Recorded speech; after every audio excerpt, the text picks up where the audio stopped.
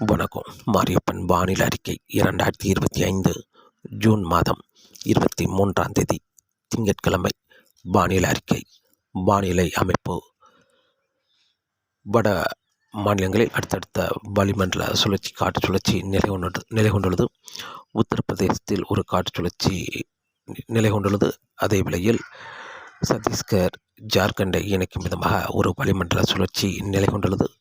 மேற்கு வங்கம் தெற்கு பகுதி, ஒடிசா வடக்கு பகுதி, மேலும் வடமேற்கு வங்கக்கடலை இணைக்கும் விதமாக ஒரு வளிமண்டல சுழற்சி நிலை கொண்டுள்ளது. சத்தீஸ்கர் ஜார்க்கண்டை இணைக்கும் விதமாக வளிமண்டல சுழற்சியும், ஒடிசா அருகே நிலை கொண்டிருக்கும் வளிமண்டல சுழற்சியும் இணைப்பு சுழற்சியாக நிலை கொண்டுள்ளது. ஒடிசாவில் நிலை கொண்டிருக்கும் வளிமண்டல சுழற்சி வங்கக்கடலோடு இணைந்து நாளை மறுநாள் ஜூன் 25ஆம் தேதி தரையேறி மேற்கு நோக்கி பயணிக்க வாய்ப்புள்ளது. எல்லா நிகழ்வுகளும் ஒரு இணைப்பு சுழற்சியாகவே மேற்கு நோக்கி பயணிக்கும் என்பதால் வருகிற நாட்களில் தென்மேற்கு பருவமழை வட மாநிலங்களில் தீவிரமாக இருக்க வாய்ப்புள்ளது. பெரும்பாலும் ஒடிசா, மேற்கு வங்கம், சத்தீஸ்கர், ஜார்க்கண்ட், மேலும் மத்திய பிரதேசம், உத்தரப்பிரதேசம், பீகார், புதுதில்லி இந்த மாநிலங்களுக்கெல்லாம் சற்று வலுவாகவே இருக்க வாய்ப்புள்ளது தென்மேற்கு பருவமழை. அதே வழியில் ராஜஸ்தான், குஜராத், மகாராஷ்டிரா இந்த மாநிலங்களுக்கும் தென்மேற்கு பருவமழை சற்று தீவிரமாக இருந்தாலும் கோவா, மேலும் கர்நாடகா, கேரளா இந்த மாநிலங்களில் தென்மேற்கு பருவமழை சீராக தொடர வாய்ப்புள்ளது. இன்று ஜூன் மாதம் 23ஆம் தேதி திங்கட்கிழமையை பொறுத்தவரை தென்மேற்கு பருவமழை சீராக தொடர்ந்தாலும் கணவாய் பகுதிகளில் லேசான சாரல் மழை கொடுக்கும் அளவுக்கு தென்மேற்கு பருவமழை சற்று முன்னேறி வர வாய்ப்புள்ளது. மேற்கு தொடர்ச்சி மலைகளில் ஒரு சில இடங்களில் கனமழையாகவும், மேலும் கணவாய் பகுதிகளில் லேசான சாரல் மழை கிடைக்க வாய்ப்புள்ளது. இன்று ஜூன் மாதம் 23ஆம் தேதி திங்கட்கிழமையை பொறுத்தவரை கன்னியாகுமரி மாவட்டத்தில் லேசான சாரல் மழை, மிதமான மழை மேற்கு பகுதி கிடைக்க வாய்ப்புள்ளது. அதே வேளையில் திருநெல்வேலி மாவட்டத்திலும் இன்று மேற்கு தொடர்ச்சி மலைகளில் லேசான மிதமான மழை, கனமழை கிடைத்தாலும் முன்னேறி வந்து லேசான சாரல் மழை கிடைக்க வாய்ப்புள்ளது. திருநெல்வேலி மாநகரம் வரை எட்டி பிடிக்கும் என்றும் எதிர்பார்க்கப்படுகிறது. மேலும் தூத்துக்குடி மாவட்டத்தை பொறுத்தவரை இன்று சற்று மேகம் சூழ்ந்து காணப்பட்டால் பெரிய அளவில் மழைக்கு ஏதும் வாய்ப்பு இல்லை. தென்காசி மாவட்டத்தை பொறுத்தவரை தென்காசி மாவட்டத்தில் மேற்கு தொடர்ச்சி மலைகளில் மிதமான மழை, கனமழையாக கிடைக்க வாய்ப்புள்ளது. அதே வழியில் இன்று தென்காசி, கடையநல்லூர், புளியங்குடி இந்த இடங்களுக்கெல்லாம் தென்மேற்கு பருவமழை முன்னேறி வந்து லேசான சாரல் மழை, மிதமான மழையாக கிடைக்க வாய்ப்புள்ளது. அதற்கு கிழக்கேயும் முன்னேறி வந்து லேசான சாரல் மழை கிடைக்க வாய்ப்புள்ளது. பெரும்பாலும் சுரண்டை, ஆலங்குளம், மேலும் சங்கரன் கோவில் வரை எட்டி பிடித்து சாரல் மழை கிடைக்க வாய்ப்புள்ளது. மேலும் தேனி மாவட்டத்தை பொறுத்தவரை தேனி மாவட்டத்திலும் இன்று மேற்கு தொடர்ச்சி மலைகள் கனமழையாகவும், தேனி மாநகரம் வரை சற்று முன்னேறி வந்து சாரல் மழை கிடைக்க வாய்ப்புள்ளது. கிழக்கு பகுதிக்கும் லேசான சாரல் மழை, லேசான தூறல் மழை கிடைக்க வாய்ப்புள்ளது. விருதுநகர் மாவட்டத்தை பொறுத்தவரை விருதுநகர் மாவட்டத்தில் மேற்கு தொடர்ச்சி மலைகளில் கனமழையாகவும், மேலும் ராஜபாளையம், ஸ்ரீவில்லிபுத்தூர் இந்த இடங்களில் மாலை நேரங்களில் லேசான சாரல் தூறல் வரை கிடைக்க வாய்ப்புள்ளது. அதற்கு கிழக்கே பெரிய அளவில் மழை கிடைக்க வாய்ப்பு இல்லை.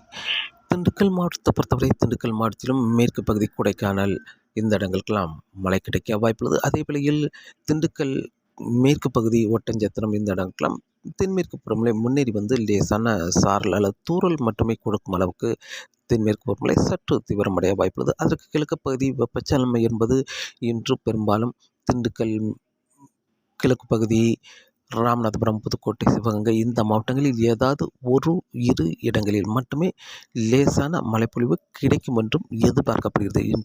இன்று முழுமையான மழைப்பொழிவு வெப்பச்சலமை என்பது பெரும்பாலும் ஏதாவது தமிழகத்தில் வெப்பம் உயர்ந்த இடத்தில் மட்டுமே ஏதாவது ஒரு இரு இடங்களில் மட்டுமே மழை கிடைக்க வாய்ப்புள்ளது. இன்று வெப்பச்சலமழை முழுமையாக கிடைக்க வாய்ப்பில்லை.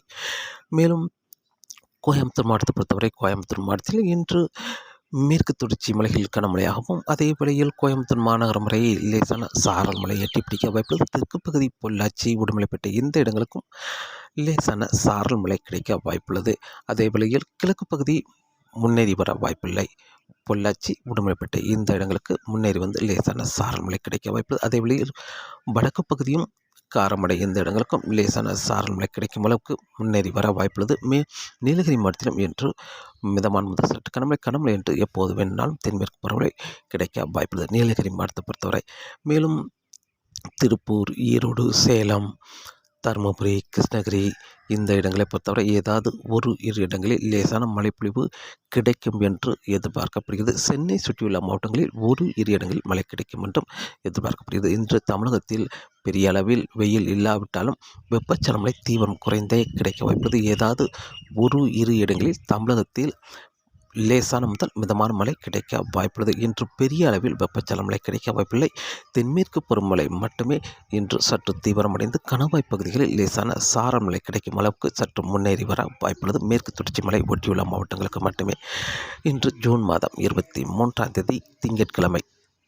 நாளை ஜூன் மாதம் 24ஆம் தேதியும் தமிழகத்தில் ஓரிரு இடங்களில் மட்டுமே வெப்பச்சலன மழை கிடைக்க வாய்ப்புள்ளது. தீவிரம் குறைந்தே கிடைக்க வாய்ப்புள்ளது. பெரும்பாலும் வெப்பச்சலன மழை கிடைக்கும் இடம் ராமநாதபுரம், புதுக்கோட்டை, சிவகங்கை இந்த மாவட்டங்களில் ஏதாவது ஓரிரு இடங்களில் எதிர்பார்க்கலாம். அதே வழியில் சென்னை, திருவள்ளூர், செங்கல்பட்டு, புதுச்சேரி, கடலூர், திருவண்ணாமலை, கள்ளக்குறிச்சி, ராணிப்பேட்டை, திருப்பத்தூர், தருமபுரி, கிருஷ்ணகிரி, சேலம் இந்த மாவட்டங்களில் ஏதாவது ஒரு இரு இடங்களில் சற்று பரப்பில் குறைந்த இடங்களே மழை கிடைக்க வாய்ப்பு உள்ளது.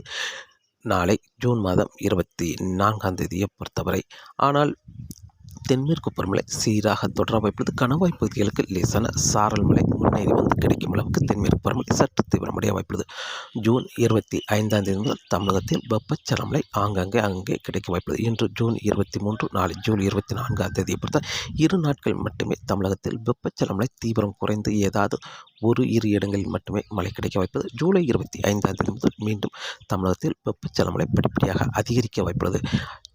ராமநாதபுரம், புதுக்கோட்டை, சிவகங்கை, மேலும் மதுரை இந்த இடங்களுக்கெல்லாம் அங்கே வெப்பச்சலன மழை ஜூன் 25ஆம் தேதி கிடைக்க வாய்ப்புள்ளது. அதே வேளையில் டெல்டா மாவட்டங்களுக்கும் ஓரிரு இடங்களில் மழை கிடைக்க வாய்ப்புள்ளது.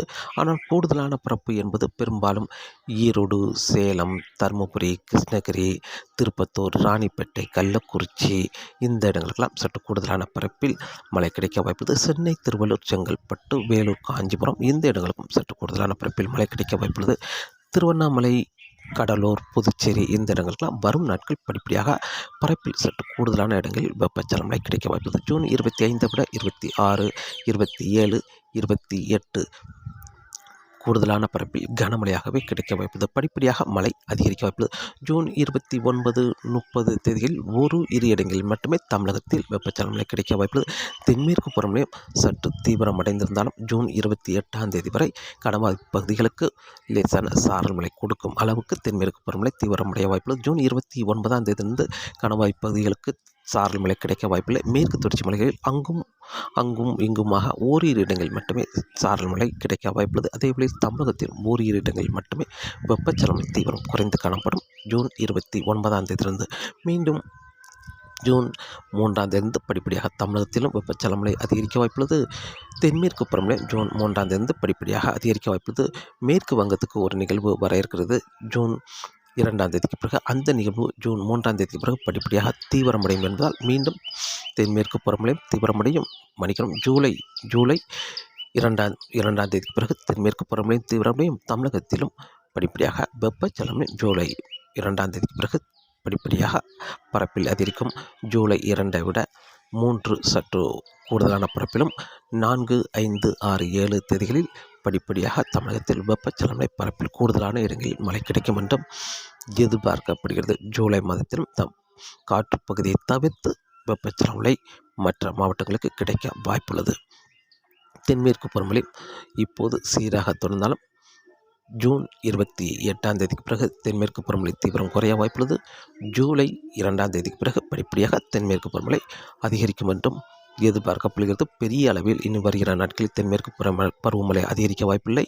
சீராகவே தொடரும் என்றும் எதிர்பார்க்கப்படுகிறது. தென்மேற்கு பருவமழை காற்றின் வேகத்தை பொறுத்தவரை காற்றின் வேகம் வரக்கூடிய நாட்களில் வங்கக்கடலில் காற்றின் வேகம் அதிகரித்த வண்ணமாகவே இருக்க வாய்ப்புள்ளது. அதிகபட்சம் 40 முதல் 50 கிலோமீட்டர் இடையிடையே 60 கிலோமீட்டர் வரை காற்றின் வேகம் இருக்க வாய்ப்புள்ளது வங்கக்கடலை பொறுத்தவரை. ஆனால் குமரிக்கடல், மன்னார் வளைகுடாவில் காற்றின் வேகம் சற்று குறைந்தே காணப்படும். அதிகபட்சம் 35 முதல் 45 கிலோமீட்டர் இடையிடையே 50 கிலோமீட்டர் வரை காற்றின் வேகம் இருக்க வாய்ப்புள்ளது குமரிக்கடல், மன்னார் வளைகுடாவை பொறுத்தவரை. ஆனால் தமிழகத்தில் கணவாய் பகுதியில் காற்றின் வேகம் சற்று அதிகரித்து காணப்படும் வருகிற ஜூன் 28ஆம் தேதி வரை. பொள்ளாச்சி கணவாய் பகுதி, செங்கோட்டை கணவாய் பகுதி, ஆரல்வாய்மொழி கணவாய் பகுதியெல்லாம் காற்றின் வேகம் வரும் ஜூன் 28 வரை காற்றின் வேகம் அதிகரித்து காணப்பட்டாலும் மீண்டும் காற்றின் வேகம் குறைந்து ஜூலை 2 பிறகு படிப்படியாக மீண்டும் கணவாய் பகுதிகளில் தரைக்காற்று சற்று வலுவாக இருக்கும் என்றும் எதிர்பார்க்கப்படுகிறது. தொடர்ந்து வானிலை அறிக்கை கேட்டு பயன்பெறுங்கள். மீண்டும் சந்திப்போம். நன்றி, வணக்கம்.